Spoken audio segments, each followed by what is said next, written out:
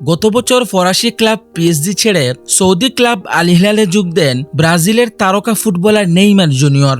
বল পায়ে জাদু দেখানোর আগেই ইনজুরির কারণে ছিটকে যান তিনি। এক ইনজুরির কারণে নেইমারকে প্রায় 9 মাস ধরে থাকতে হচ্ছে মাঠের বাইরে।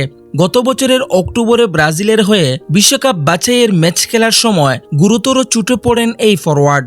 সেই চোট নেইমারকে ঠেলে দেয় অস্ত্রোপচারের টেবিলে, যা তাকে লম্বা সময়ের জন্য ছিটকে দিয়েছিল মাঠের বাইরে। তবে এবার জানা গিয়েছে চোট কাটিয়ে পুরোপুরি ফিটনেস ফিরে পেতে কাজ শুরু করেছে Neymar. Saudi club Al Hilal নেইমারের বেশ কিছু ছবি ও ভিডিও প্রকাশ করেছে, যেখানে তারকা এই ফুটবলারকে দেখা যায় হাসি মুখে।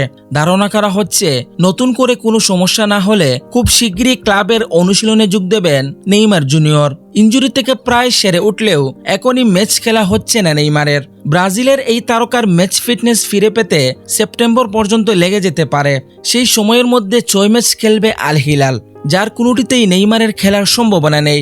ধারণা করা হচ্ছে আগামী 13 সেপ্টেম্বর আল রিয়াদের বিপক্ষে সৌদি প্রো লিগের ম্যাচ দিয়ে পুনরায় মাঠে নামবেন ব্রাজিলের এই পোস্টার বয়।